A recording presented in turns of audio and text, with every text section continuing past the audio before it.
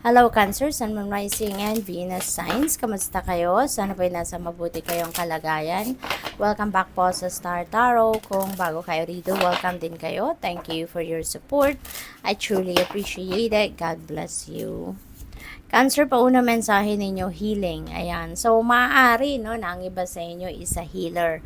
Pwedeng kayo ay isang healer. Pwedeng meron kayong healing powers, no? And maybe kaya binibigay sa iyo yan kasi yan ang purpose in life ninyo, yan ang mission ninyo, 'di ba? To provide healing to the people in need, no, ng inyong healing powers.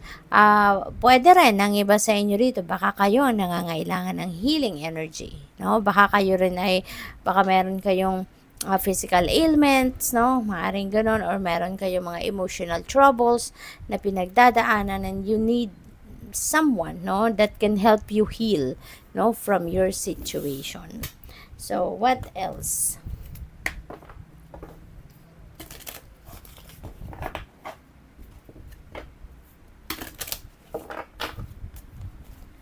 We have ascension lift na yan. Prepare for rapid spiritual growth. Be ready for opportunities.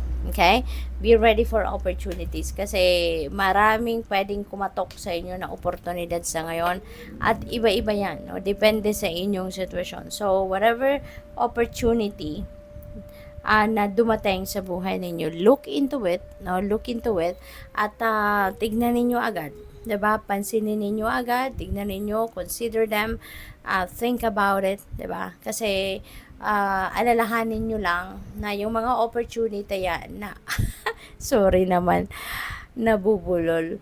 Yung mga opportunities na yan na dumadating sa buhay natin, yan ay para sa atin.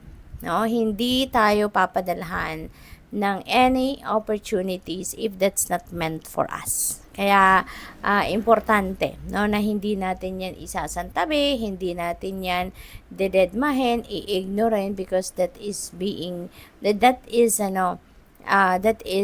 for us, no? Kaya kailangan ninyong tignan. Kasi maaari, no, na kaya pinapadala na sa inyo yung oportunidad na yan because maybe that's what you need right now, 'di ba? That's what you need sa inyong sitwasyon sa ngayon. Kaya tignan natin kung ano pa yung ganap.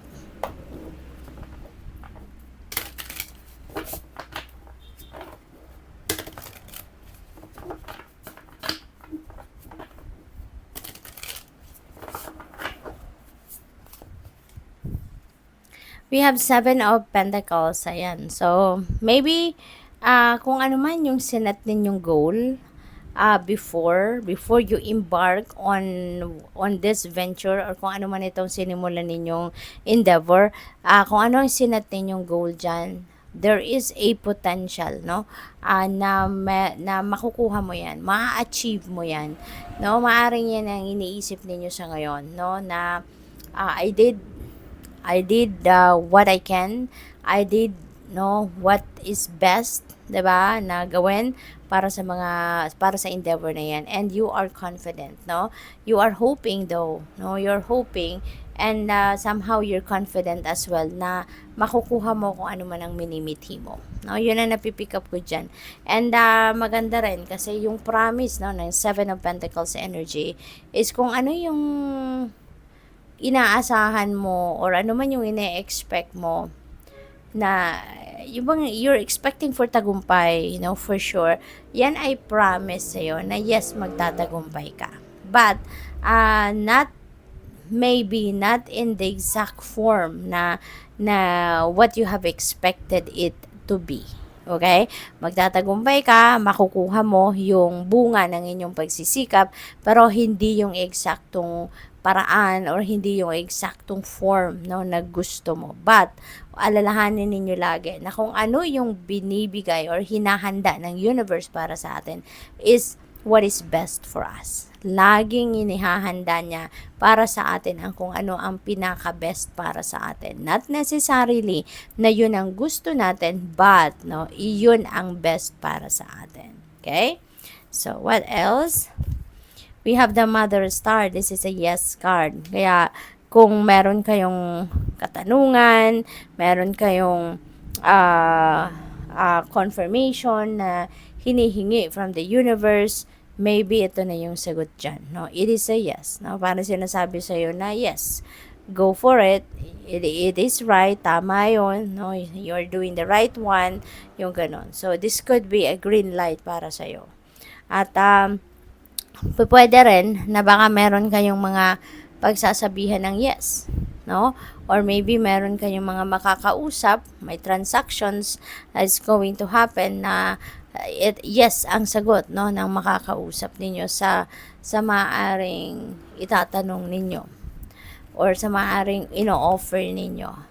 We have 10 of Swords. 10 represents endings and beginnings.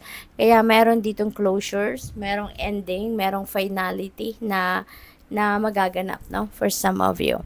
Maaring relationship yan, no? Pwedeng meron kang tatapusin na relasyon, no?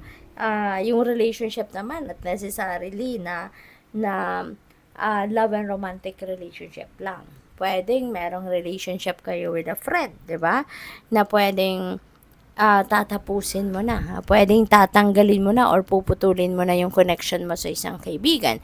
Pwede rin ganon. Or pwede rin talaga, no, nakarelasyon mo. Maaring merong relasyon kayo na tatapusin mo na sa ngayon kasi for whatever reason, ano, baka kasi si Ten of Swords, nasaktan kayo rito no? Kaya yun ang magiging dahilan ng pagputol ninyo ng connection sa taong ito because you were hurt by this person, no? So, siguro, kaibigan, baka niloko kayo, baka kinuhanan kayo ng pera, or baka ginamit kayo, no? Something like that. And same thing, no? Kung sa ano ninyo ito, kung sa person ninyo, baka ganun din, baka na-betray kayo, naloko kayo, na-cheat kayo, whatever. Diba? Kaya you are going to put the closure na sa ngayon sa inyong relasyon. No? We have the Empress. Napakaganda ni Empress, lalo-lalo na pagdating sa inyong money, career, and finances. Empress is very abundant and prosperous energy. Kaya, meron ditong pagganda, pag-ayos ng inyong sitwasyon pangkaperahan. Mag-i-improve na yung inyong financial situation. Magsisimula na kayo dito na mag-welcome ng inflow of abundance. Kasi may mga opportunities na dito na dadating, no, para kayo ay magkapera or para magtuloy-tuloy na ang pagpasok ng pera. So, pwedeng ganun. This is also about fertility, no, kaya maaaring ang iba sa inyo rin could be conceiving, baka nagbubuntis or magbubuntis, no? So, depende yan sa inyong sitwasyon. We have the sun. Wow, napakaganda nito, Cancer. The sun is going to shed its light, no, sa buhay ninyo at maaring yan ay sa iba't ibang parte ng buhay ninyo. So, this is going to bring forth positive changes. Magbabago na ang lahat, no, sa buhay ninyo. Kung meron man kayong mga problema, magkakaroon na yan ng solusyon. Kung meron kayong mga obstacles na pinagdadaanan, maliliwanagan na ngayon ang inyong isipan at malalaman nyo na ngayon kung paano kayo makakalusot dyan sa obstacle na yan, how you can get around that obstacle, kaya things are going to start to flow smoothly. Magiging maayos, maganda na ang inyong sitwasyon. No? Magiging masaya na kayo, there's going to be happiness and joy, successes na pwede ninyong marating, no, at this point in your life. What else? We have Queen of Cups, no? And sundin ninyo, no, yung inyong intuition because your intuition is on point. Your intuitive messages, intuitive nudges maybe are flooding your intuition sa ngayon. Kaya pay attention to that, no? Napaka-lakas ng inyong radar sa ngayon. Napaka-lakas ng receptivity ninyo sa ngayon. Kaya take advantage of that. Make sure na papakinggan ninyo, no, yung mga mensaheng matatanggap ninyo. Pakinggan ninyo ang mga ito. Kasi importanteng mga gabayan na pinapadala sa inyo ng Divine Universe at this time. Makakatulong yan sa pag-navigate ninyo ng buhay ninyo sa ngayon. Good luck. Thank you for watching. Love and light. Namaste.